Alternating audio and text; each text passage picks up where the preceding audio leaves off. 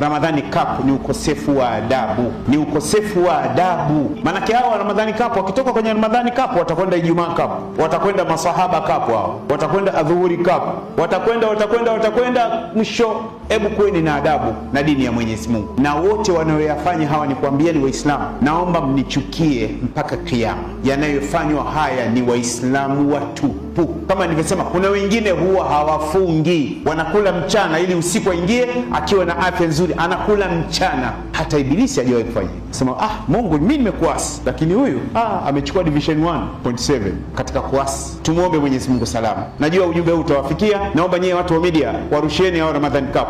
Watanijua mimi Rusaganya ndio nimeongea, lakini nawaambia ukweli, naomba wanichukie mpaka kiyama. Ramadhani Cup ni ukosefu wa adabu, ni ukosefu wa adabu. Wanaacha tena, siku hizi kuna mabinti nao wanakwenda kuwashangilia, na akichukuliwa mchezaji mmoja katika timu hizi mbili za hapa Tanzania analipwa 1M, milioni moja analipwa. Ramadhani Cup, jamani, nyinyi watu wa Ramadhani Cup Dar es Salaam, hebu kuweni na adabu, muogopeni Mungu. Mnapoteza hela. Wanaweza kusema kwani unasaganya hela yako? Hiyo sio hela yangu. Lakini kama uyaamini kwamba haya ninayosema sio sahihi, subiri ufe, utasema ya laitani, na hutarudi. Manake kabali ya kaburini mwanangu, ile kabali konki. Umeshasikia mtu akiingia kaburi anafanya nini? Ukishapigwa kabali tu kaburini hamna kutoka, na unaona kila kitu kwenye screen. Sasa wenzetu walioko hapa haya makaburi ya mwenye mkuu, wallahi wanasikia kila kitu, na hizi adhana wanasikia, wanatamani warudi. Allah hayuko tayari. Na kuna wengine hapo mwenye mkuu kwenye makaburi na makaburi mengine duniani, neema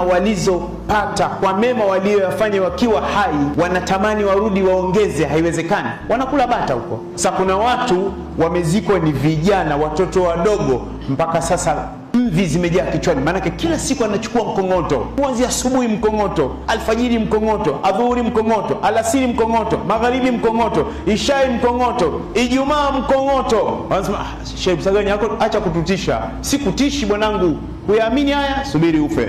Mwanangu, naomba mind mpaka mkauke. Lakini ukweli wa kuwachapa bakora ni sisi. Tena ninakupiga kwenye mshono, umetoka theater sasa hivi. Chana live mwanangu. Siku chani ninakutoboa. Lazima tuambiane ni sisi. Haya maneno ninayasema mimi Rusaganya. Nasema mimi Rusaganya. Je, uliwaambia? Nitaambia niliwaambia, walikuwa jeuri. Waliniona kama mimi nataka kuomba hela.